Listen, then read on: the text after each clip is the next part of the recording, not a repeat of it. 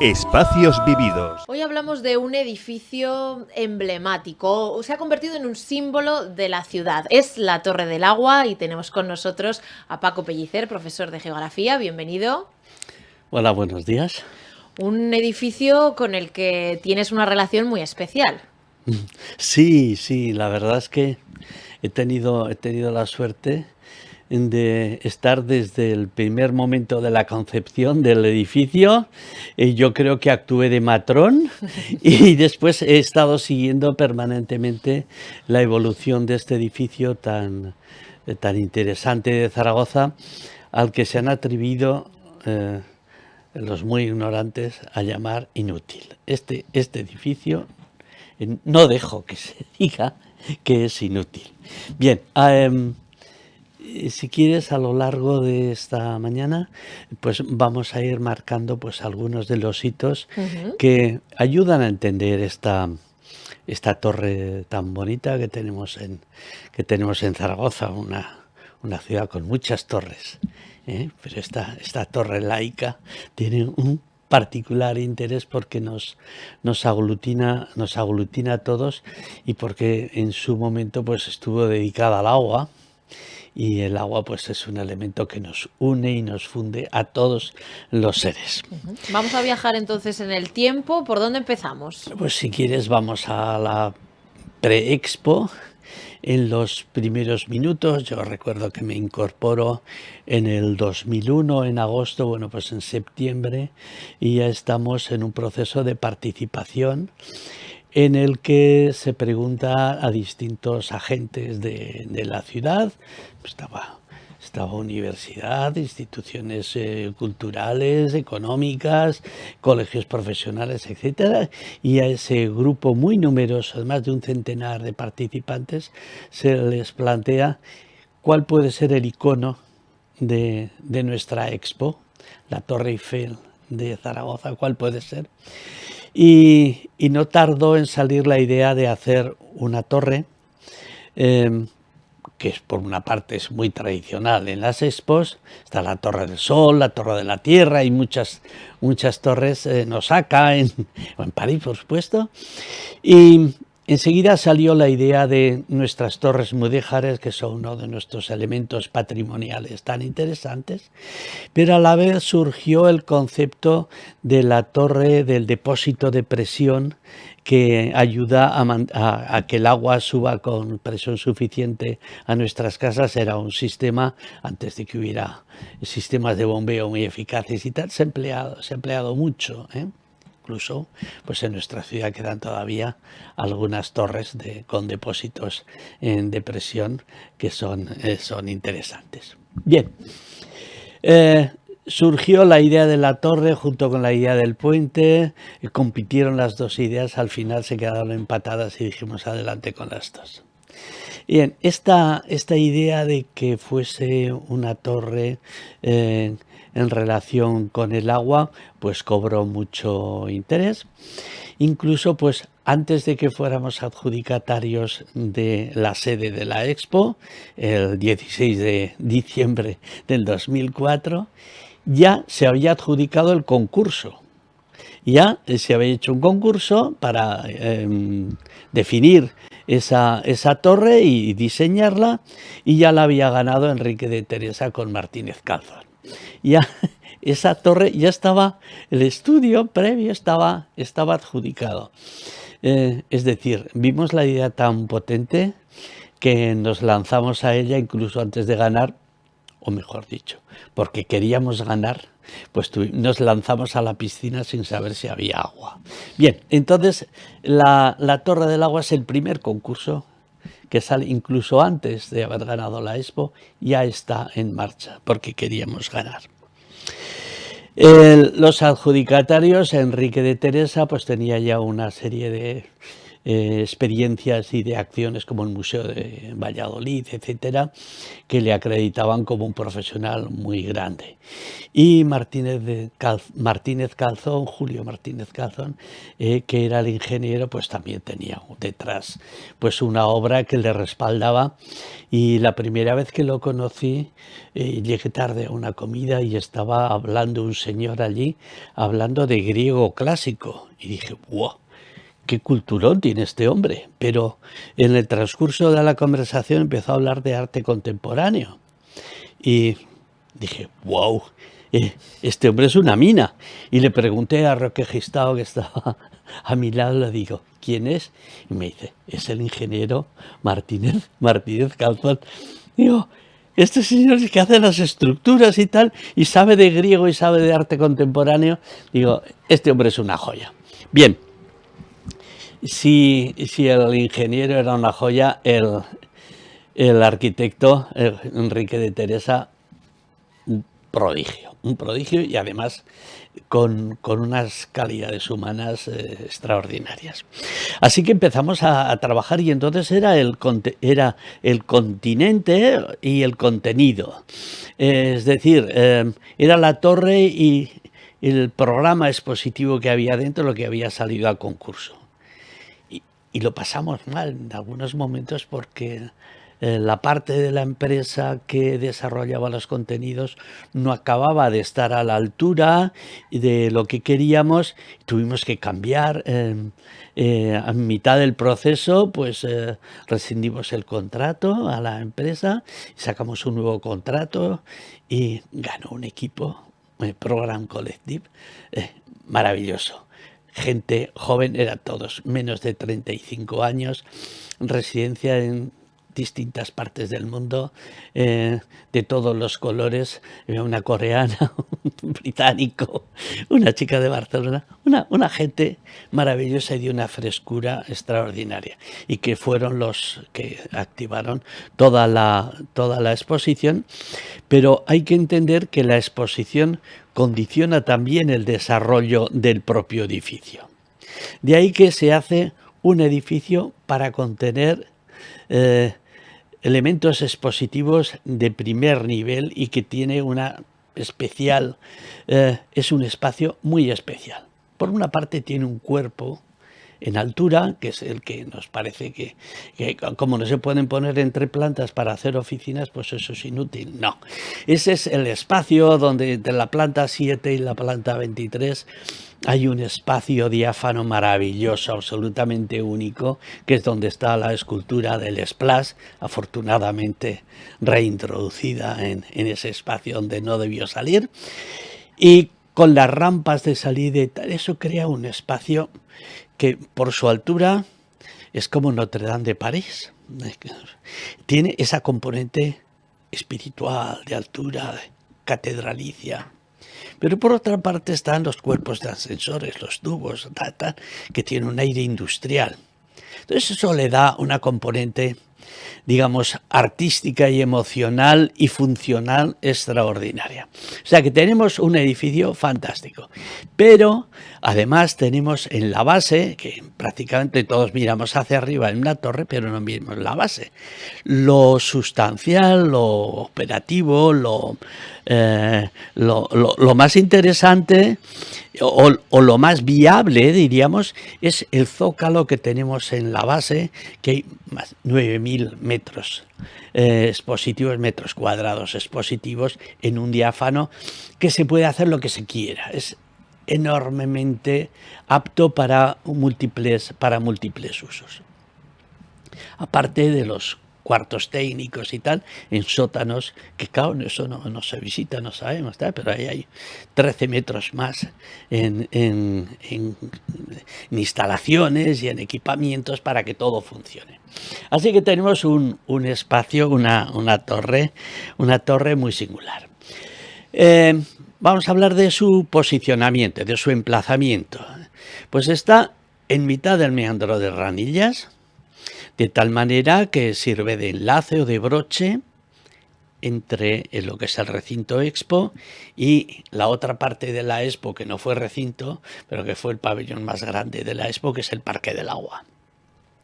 El Parque del Agua es una pieza indisoluble de todo ese conjunto de Ranillas. Y la torre es el broche, por donde pasa de un sitio a otro.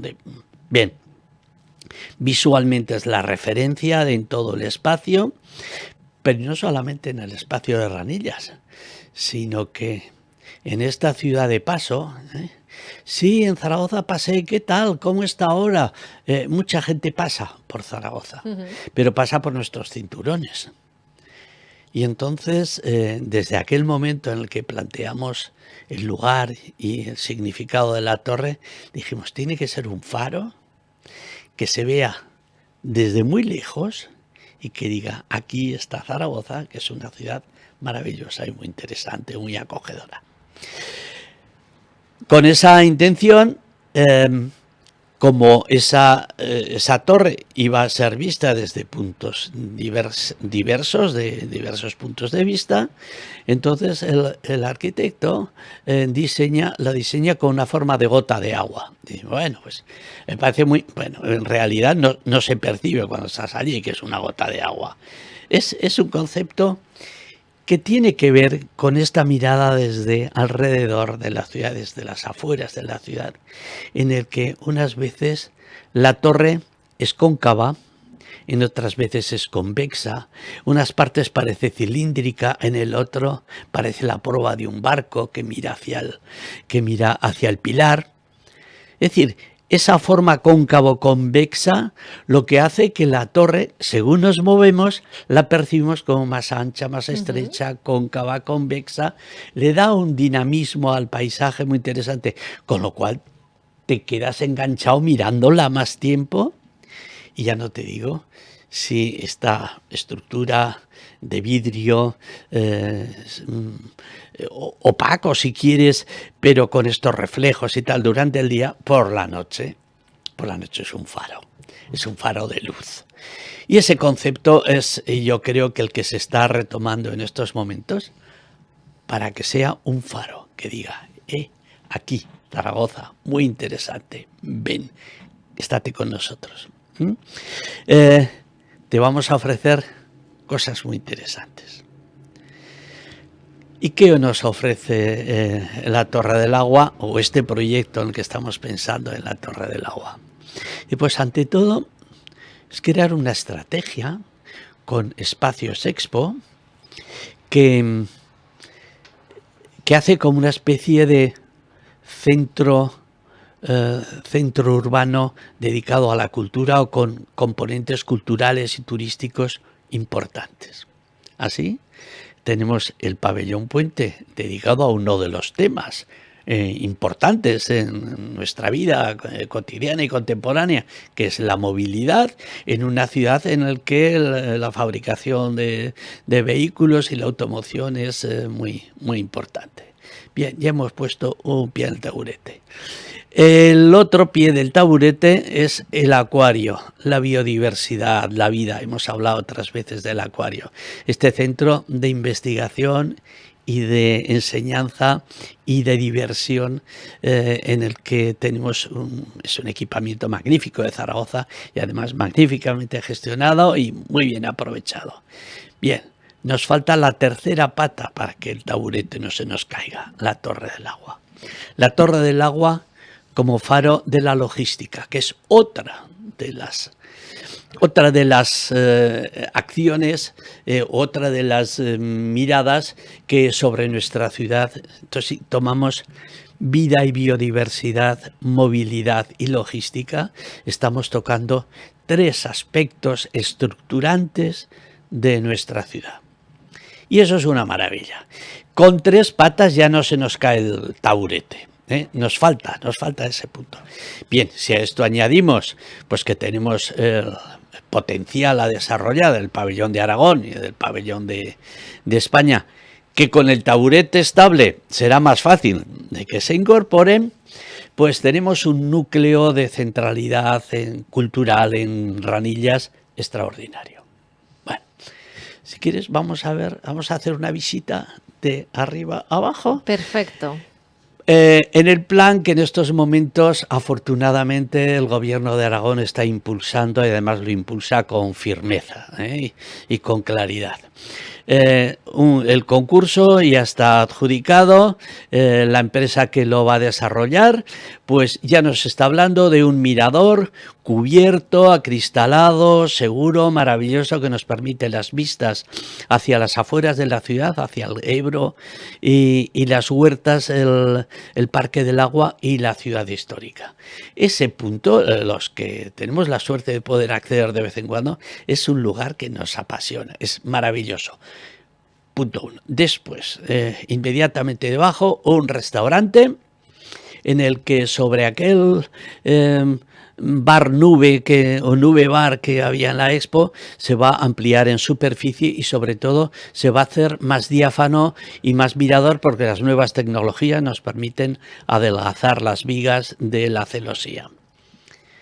Inmediatamente debajo, el cuerpo con el splash y con las rampas ascendentes y descendentes y unos rellanos en los que la Asociación Legado Expo hemos avanzado, hemos ofrecido a Zaragoza Empresarial, hemos ofrecido una serie de contenidos, como puede ser desde las primeras maquetas y planos de aquella ensoñación que teníamos a principios de siglo, cómo eso se va transformando en una fiesta, y tenemos todo el material del Circo del Sol y muchas piezas interesantes, que en otra planta ya nos está hablando de cómo fue esa celebración. Lo hablaremos de los contenidos de la Tribuna del Agua, de la aportación de Zaragoza, de Expo Zaragoza al mundo. Luego la relación del mundo diplomático, mantener esa memoria de esas fotos en las que están pues el príncipe heredero de Japón, el que está nuestro príncipe heredero, hoy rey, Felipe VI, personalidades del mundo del arte, de la empresa y demás. Guardar esa memoria es muy bonito.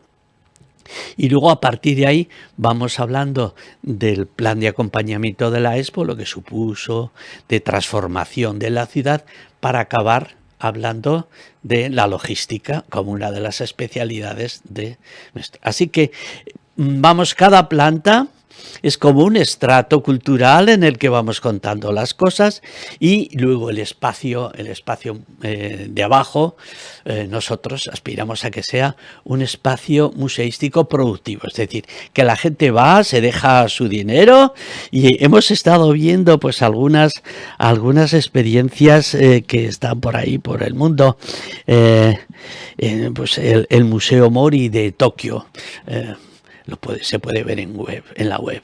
Es una experiencia. Es el Museo de Arte Contemporáneo donde mejor me lo he pasado del mundo.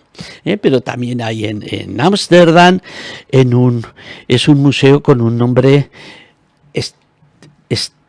Stedelijk. Es impronunciable para nosotros, Stedelijk, pero es un museo lo más divertido porque es muy interactivo con la obra de arte, con los artistas y tal. O el Museo de Ars Electrónica en Linz, en Austria.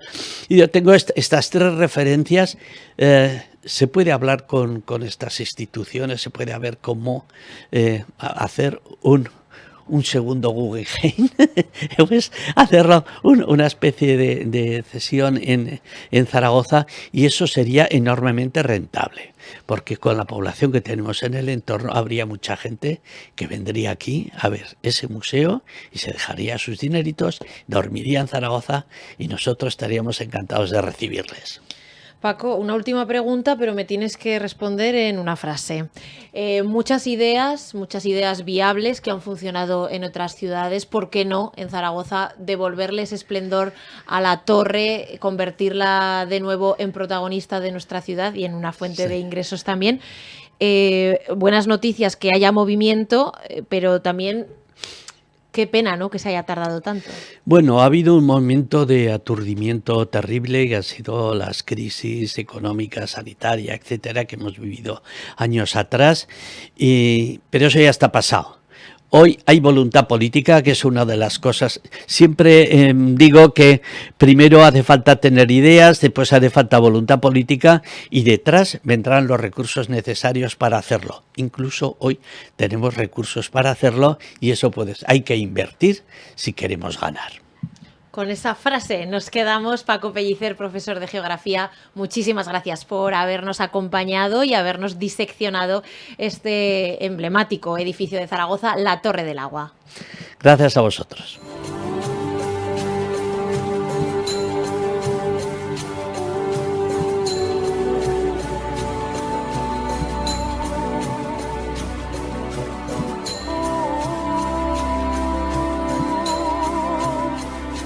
Espacios vividos.